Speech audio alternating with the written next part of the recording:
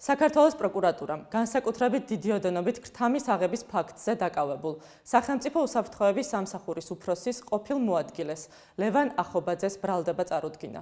საქართველოს სახელმწიფო უსაფრთხოების სამსახურში მიმდინარე გამოძიების შედეგად დადგინდა, რომ 2024 წლის 29 მარტს მეწარმის წარმომადგენელს ლარსის საბაჟო გამშვებ პუნქტზე საბაჟო კონტროლის გვერდის ავლით მალულად შემოჰქონდა არადეკლარირებული ფულადი თანხა 40 მილიონი რუსული რუბლი, ეროვნული ბანკის კურსით 1.164.000 ლარი, რომელიც საბაჟო შემოწმების შემდგომ საქართველოს კანონმდებლობის გათვალისწინებით საბაჟო სამართალდარღვევის ოქმით ჩამოერთვა.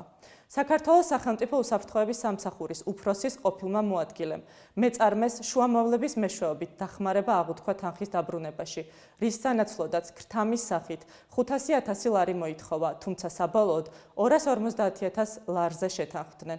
სახელმწიფო უსაფრთხოების სამსახურის უფროსის ყოფილი მოადგილის ჩართულობით და მისი თანამდებობრივი ავტორიტეტის გამოყენებით ფინანსთა სამინისტროსთან არსებული დავების განხილვის საბჭოს მიერ 2024 წლის 29 აპრილს მეწარმის საჩივარი დაკმაყოფილდა.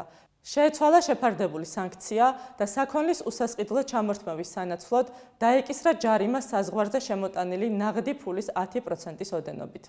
აღნიშნულის შემდეგ 2024 წლის მაისში შუამავლების მეშვეობით მეწარმემ სახელმწიფო უსაფრთხოების სამსახურის უფროსის ყოფილ მოადგილეს ქრთამის სახით გადასცა წინასწარ შეპირებული განსაკუთრებით დიდი ოდენობით 250.000 ლარი.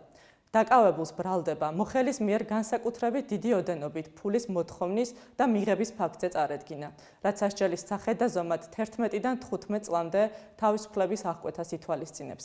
პროკურატურა ბრალდებულისათვის აღკვეთის ღონისძიების სახით პატიმრობის შეფარდების შუამდგომლობით სასამართლოს კანონით დადგენილ ვადაში მიმართავს.